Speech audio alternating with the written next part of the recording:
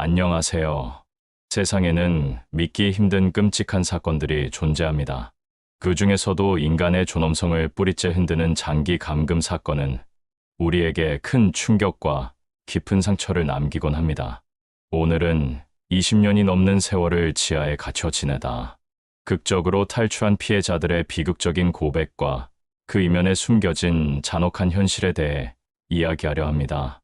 이러한 사건들은 단순히 과거의 일이 아니라 현재에도 우리 주변에서 발생할 수 있는 인권 문제임을 다시 한번 일깨워줍니다. 우리가 오늘 살펴볼 사례들은 한결같이 상상조차 하기 힘든 고통의 시간을 담고 있습니다. 20년이라는 긴 세월은 한 개인이 유년기를 보내고 성인이 되어 사회의 일원으로 성장하며 결혼을 하고 가정을 꾸릴 수 있는 충분한 시간입니다. 그러나 이 피해자들은 그 모든 것을 박탈당한 채 어둡고 좁은 공간에 갇혀 자유는 물론 인간으로서 누려야 할 기본적인 권리마저 빼앗겼습니다. 그들은 빛 한 점 없는 지하에서 때로는 가족이라는 이름으로 위장된 가해자에게 의해 처참하게 짓밟혔습니다. 이들의 이야기는 단순히 한 개인의 불행을 넘어섭니다.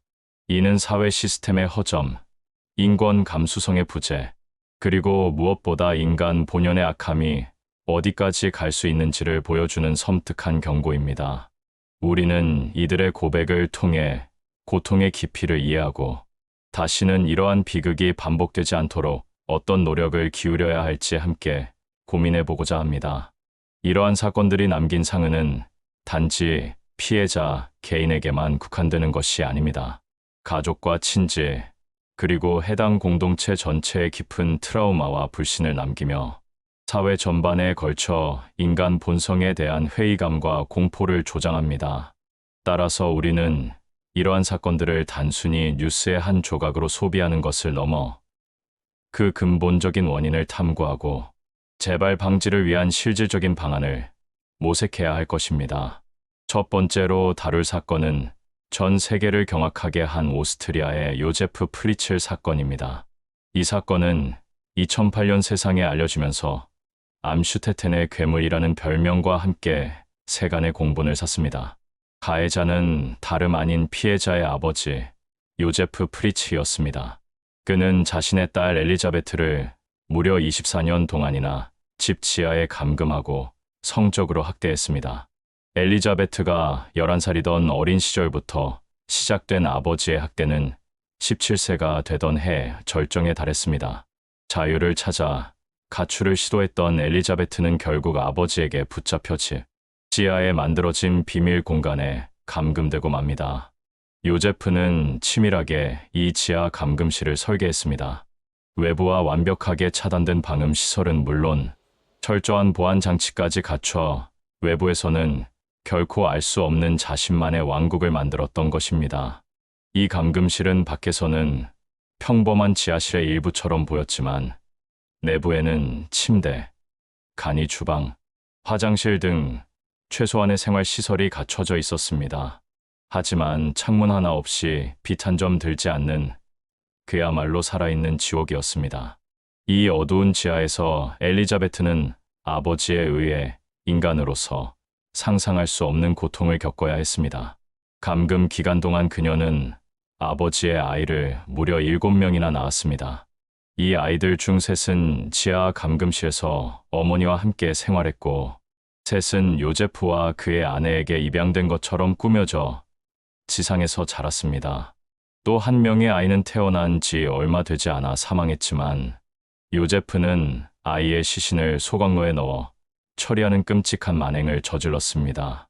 24년이라는 긴 세월 동안 엘리자베트와 그녀의 아이들은 햇빛 한번 제대로 보지 못하고 세상의 존재조차 알지 못한 채 지하실에서 살아야 했습니다.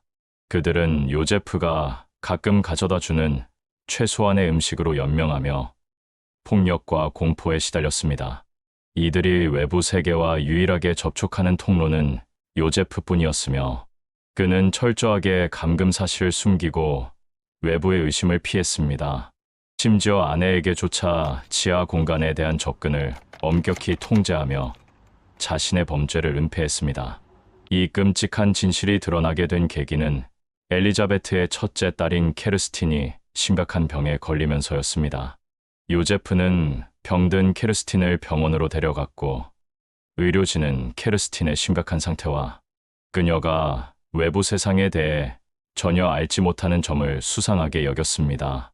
특히 의료 기록이나 신분증명서조차 없는 어린 소녀의 존재는 즉각적인 의심을 불러일으켰습니다.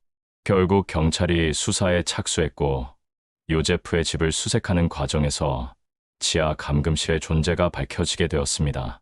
당시 경찰은 요제프의 의심스러운 행동과 집 지하실에 대한 그의 극단적인 집착을 주목했고 오랜 수사 끝에 숨겨진 문을 찾아낼 수 있었습니다. 이 사건은 전 세계를 충격에 빠뜨렸습니다. 한 개인이 어떻게 자신의 딸과 손주들에게 이토록 잔인한 행위를 저지를 수 있는지, 그리고 어떻게 24년이라는 긴 시간 동안 발각되지 않을 수 있었는지에 대한 의문이 쏟아졌습니다. 요제프 프리츠는 결국 종신형을 선고받았지만 최근 가석방 자격 심사를 받으며 세상에 나올 준비를 하고 있다는 소식이 전해져 다시 한번 대중의 공분을 사고 있습니다. 피해자들이 겪었을 고통과 평생 짊어지고 가야 할 트라우마를 생각하면 그의 가석방은 결코 용납될 수 없는 일로 여겨집니다. 피해자들은 여전히 정신적, 육체적 후유증에 시달리고 있으며 사회의 지속적인 관심과 지원 없이는 온전한 회복이 불가능한 상황입니다. 이러한 비극적인 사건은 우리에게 가족이라는 이름 뒤에 숨겨진 어둠을 직시하고 폭력과 학대에 대한 사회의 감시망을 더욱 촘촘하게 구축해야 한다는 경각심을 일깨워줍니다. 다음으로 살펴볼 사례는 미국 코네티컷에서 발생한 의부사들 감금 사건입니다. 이 사건은 20년이 넘는 세월 동안 한 소년이 계모에게 감금당하고 학대당했다는 사실이 밝혀지면서 충격을 안겼습니다. 피해자는 31세의 남성으로 11살 무렵부터 계모에게 의해 집 안에 한평 남짓한 좁은 방에 갇혀 살아야 했습니다. 11살 소년에게 한평 남짓한 공간은 세상의 전부이자 동시에 가장 끔찍한 감옥이었습니다. 그는 그 좁은 공간에서 먹고 자고 모든 것을 해결해야 했습니다. 기본적인 위생은 물론 식사도 제대로 제공되지 않아 발견 당시 피해자는 극심한 영양실조와 심각한 건강 문제를 겪고 있었습니다. 그의 몸은 오랜 감금 생활로 인해 제대로 된 근육을 만들지 못했고 정신적으로도 큰 후유증을 앓고 있었습니다. 이 남성은 좁은 방 안에서 제대로 움직일 수조차 없었기에 그의 근육은 심하게 위축되어 있었고 햇빛을 보지 못해 피부는 창백했으며 전반적인 신체 발달이 또래에 비해 현저히 지연되어 있었습니다. 그가 겪었을 신체적 고통은 상상을 초월합니다. 이 끔찍한 감금 생활은 20년 넘게 이어졌습니다. 소년은 청소년기를 거쳐 성인이 될 때까지 세상과의 단절 속에서 오직 가해자인 계모의 통제 아래에서만 존재했습니다. 그는 정상적인 교육은 물론 사회생활을 위한 어떠한 경험도 할 수 없었습니다. 오직 감금과 학대만이 그의 일상이었던 것입니다. 그는 사회 구성원으로서 당연히 누려야 할 학습의 기회, 친구들과의 교류, 자유로운 활동 등 모든 것을 박탈당했습니다. 그의 세상은 오직 한 평 남짓한 방과 그를 학대하는 계모뿐이었습니다. 이런 비극적인 감금 생활은 기적적으로 끝을 맺게 됩니다. 피해자는 자신이 갇혀있던 방에 불을 질러 탈출을 시도했습니다. 이 불은 이웃 주민들에게 감금 사실을 알리는 결정적인 계기가 되었고 소방대원들이 출동하여 화재를 진압하는 과정에서 갇혀있던 피해자가 발견되었습니다. 극심한 영양실조와 부상에도 불구하고 그는 20년 만에 자유를 되찾을 수 있었습니다. 화재라는 극단적인 방법을 통해서야 비로소 외부 세계에 자신의 존재를 알릴 수 있었다는 점은 그가 얼마나 절박하고 고립된 상황에 처해 있었는지를 여실히 보여줍니다. 이 사건은 우리에게 다시 한번 가족이라는 이름 뒤에 숨겨진 학대의 잔혹성을 일깨워줍니다. 의부사들이라는 이유로 한 인간의 삶을 송두리째 파괴한 계모의 행위는 도저히 용서받을 수 없는 범죄입니다. 피해자는 20년 동안 겪은 신체적, 정신적 고통을 극복하고 새로운 삶을 살아가기 위해 힘겨운 싸움을 계속해야 할 것입니다. 사회는 이러한 피해자들이 온전히 회복하고 다시 사회의 일원으로 설 수 있도록 지속적인 관심과 지원을 아끼지 말아야 합니다. 이들의 회복 과정은 단순히 신체적인 치유를 넘어 황폐해진 정신과 상실된 사회성을 다시 구축하는 고되고 긴 여정입니다. 사회 전체의 이해와 지지가 없다면 이 과정은 더욱 어려워질 수밖에 없습니다. 세 번째로 살펴볼 사건은 2024년 알제리에서 발생한 26년 만에 이웃집 지하에서 발견된 남성의 이야기입니다. 이 사건은 불과 몇 달 전 세상에 알려지면서 많은 이들에게 충격을 안겼습니다. 피해자는 1998년 알제리 내전 기간에 실종된 것으로 알려졌던 남성으로 모두가 그가 사망했을 것이라고 생각하고 있었습니다. 당시 알제리는 극심한 사회 혼란과 폭력 사태가 만연했던 시기였고 수많은 실종자가 발생했기에 그의 실종 또한 비극적인 내전의 한 조각으로 치부될 수밖에 없었습니다. 하지만 그는 죽은 것이 아니었습니다. 실종된 지 26년 만에 그는 자신의 집에서 불과 200m도 떨어지지 않은 이웃집의 가축, 우리 지하에서 살아있는 채로 발견되었습니다. 이웃집 지하에 감금되어 있었다는 사실은 실로 충격적이었습니다. 그는 26년 동안 그 좁고 어두운 지하 공간에서 말 그대로 살아남아야 했습니다. 햇빛 한 줌 들지 않는 어두운 지하, 가축들의 분뇨 냄새가 진동하는 열악한 환경 속에서 그는 하루하루를 버텨냈습니다. 상상하기조차 힘든 고통과 절망의 연속이었을 것입니다. 피해자의 실종은 알제리 내전이라는 혼란스러운 시기에 발생했습니다. 당시 많은 사람들이 실종되거나 사망했기 때문에 그의 가족들 역시 그가 더 이상 살아있지 않을 것이라고 믿었습니다. 그러나 그의 어머니는 아들이 살아있을 것이라는 희망을 버리지 않았고 끈질기게 아들을 찾아 헤맸다고 합니다. 그리고 마침내 드론을 이용한 수색과 이웃의 제보를 통해 그의 행방이 밝혀지게 되었습니다. 수십 년간 이어진 어머니의 간절한 기다림과 기술의 발전이 기적적으로 한 인간의 삶을 구해낸 것입니다. 피해자는 발견 당시 건강 상태가 좋지 않았지만 기적적으로 생명을 유지하고 있었습니다. 26년이라는 긴 시간 동안 지하에 갇혀 지냈지만 그의 정신은 온전했으며 가족들과 재회할 수 있었습니다. 가해자는 이웃 남성으로 밝혀졌으며 그는 체포되어 조사를 받고 있습니다. 가해자가 피해자를 감금한 동기는 아직 명확하게 밝혀지지 않았지만 그 이웃 남성은 피해자의 가족들과도 잘 알고 지내는 사이였다고 합니다. 오랫동안 이웃으로 지내며 아무도 모르게 끔찍한 범죄를 저질렀다는 사실은 이 사건의 충격도를 더욱 높이고 있습니다. 이 사건은 우리가 미처 알지 못하는 곳에서 상상 이상의 비극이 벌어지고 있음을 여실히 보여줍니다. 26년이라는 시간 동안 한 인간을 감금하고 그 사실을 숨기며 평범한 이웃으로 살아갈 수 있었던 가해자의 잔혹함은 소름 끼치기까지 합니다. 또한 이 사건은 기술의 발전이 미제 사건을 해결하고 피해자를 찾아내는 더 중요한 역할을 할 수 있음을 시사하기도 합니다. 드론 수색과 같은 최신 기술이 도입되면 피해자는 영원히 지하에 갇힌 채 발견되지 못했을 수도 있었을 것입니다. 이러한 기술의 발전은 앞으로도 인권 침해 사례를 밝혀내고 피해자를 구출하는 데 중요한 도구가 될 것입니다. 이 세 가지 사건은 모두 피해자가 20년이 넘는 장기간 감금되었다는 공통점을 가지고 있습니다. 이처럼 장기 감금 사건들은 몇 가지 특징을 공유합니다. 첫째, 가해자가 가족 구성원이거나 지인인 경우가 많습니다. 요제프 프리츠 사건은 아버지에 의한 딸 감금이었고 코네티컷 사건은 계모에 의한 의부사들 감금이었으며 알제리 사건은 이웃에 의한 감금이었다는 점에서 공통점을 보입니다. 가족이나 지인이라는 신뢰 관계는 피해자를 더욱 고립시키고 저항하기 어렵게 만듭니다. 외부의 개입을 막고 비밀을 유지하기에도 용이하죠. 피해자는 가족이라는 울타리 안에서 벗어날 수 없다는 심리적 압박감에 시달리며 가해자의 통제에 순응할 수밖에 없는 상황에 놓입니다.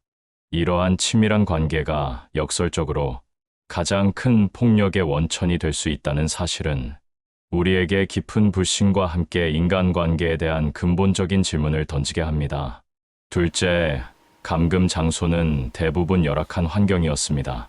지하, 좁은 방, 가축, 우리 지하 등은 햇빛조차 들지 않고 기본적인 위생시설도 제대로 갖춰지지 않은 곳이었습니다.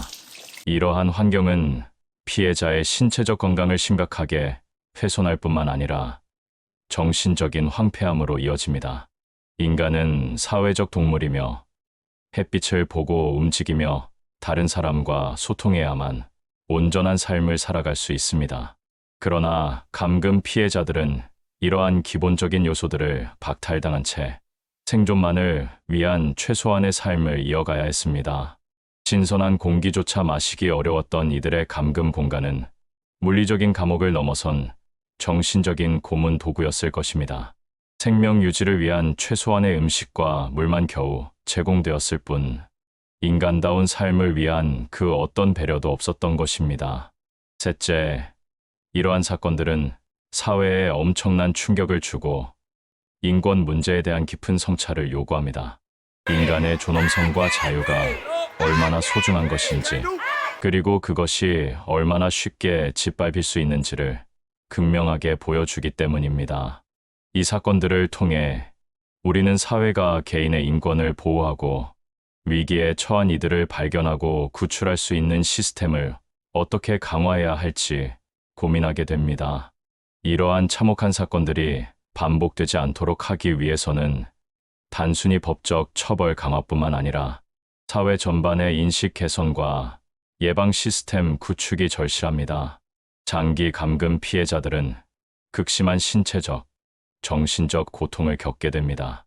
오랜 시간 동안 햇빛을 보지 못해 비타민 D, 결핍은 물론 골다공증, 면역력 저하 등 다양한 신체 질환에 시달립니다. 또한 제한된 공간에서의 생활은 근육 위축과 운동 능력 저하를 초래합니다. 성장기에 감금된 경우 신체 발달 부진과 영구적인 장애로 이어질 수도 있습니다. 정신적으로는 외상 후 스트레스 장애 PTSD, 우울증, 불안증, 강박증, 그리고 극심한 사회성 결여 등 심각한 후유증을 겪습니다. 세상과의 단절로 인해 기본적인 사회 적응 능력이나 의사소통 능력이 떨어지는 경우도 많습니다. 심지어 자신의 이름이나 나이, 세상의 기본적인 지식조차 모르는 경우가 발생하기도 합니다. 이들은 감금에서 벗어난 후에도 과거의 기억과 트라우마로 인해 힘겨운 삶을 이어가야 합니다. 보통의 삶을 살아가는 데 필요한 기본적인 기술이나 지식을 습득하지 못했기에 사회로의 복귀는 더욱 어렵습니다. 따라서 피해자들에게는 장기적인 심리 치료와 재활 프로그램, 그리고 사회 적응을 위한 꾸준한 지원이 필수적입니다. 단순히 구조하는 것을 넘어 그들이 다시 온전한 인간으로서 사회 구성원으로 살아갈 수 있도록 돕는 것이 우리 사회의 도덕적 의무이자 책임입니다. 여기에는 주거 지원, 교육 기회 제공, 직업 훈련 등 다각적인 노력이 포함되어야 합니다. 이러한 장기 감금 사건은 우리 사회에 여러 가지 질문을 던집니다. 어떻게 이토록 오랜 시간 동안 감금 사실이 외부로 알려지지 않을 수 있었을까요? 주변의 무관심이나 의심하지 않는 태도가 한몫했을까요? 우리는 이웃이나 주변 사람들에게 더 많은 관심을 기울이고 조금이라도 이상한 징후가 보인다면 주저하지 않고 신고할 수 있는 용기가 필요합니다. 예를 들어 특정 집에서 아이의 목소리가 들리지 않거나 창문이 항상 닫혀 있는 등 미묘한 변화에도 주의를 기울여야 합니다. 또한 아동학대나 가정폭력에 대한 사회적 감시망을 더욱 강화해야 합니다. 요제프 프리츠 사건이나 코네티컷 사건처럼 가족 내에서 발생하는 감금 및 학대는 외부에서 파악하기가 매우 어렵습니다. 따라서 아동 보호 시스템을 강화하고 학대 의심 사례를 조기에 발견하고 개입할 수 있는 전문가들의 역량을 높여야 합니다. 학교, 병원, 지역 아동센터 등 다양한 기관들이 유기적으로 협력하여 아동 학대 징후를 놓치지 않도록 해야 합니다. 그리고 무엇보다 중요한 것은 인권 의식을 높이는 것입니다. 모든 인간은 존엄하며 그 어떤 이유로도 자유와 기본권을 박탈당해서는 안 된다는 인식을 사회 전반에 확산시켜야 합니다. 인권 교육을 강화하고 개인의 자유와 권리가 침해되는 상황을 목격했을 때 적극적으로 개입할 수 있는 시민 의식을 함양해야 합니다.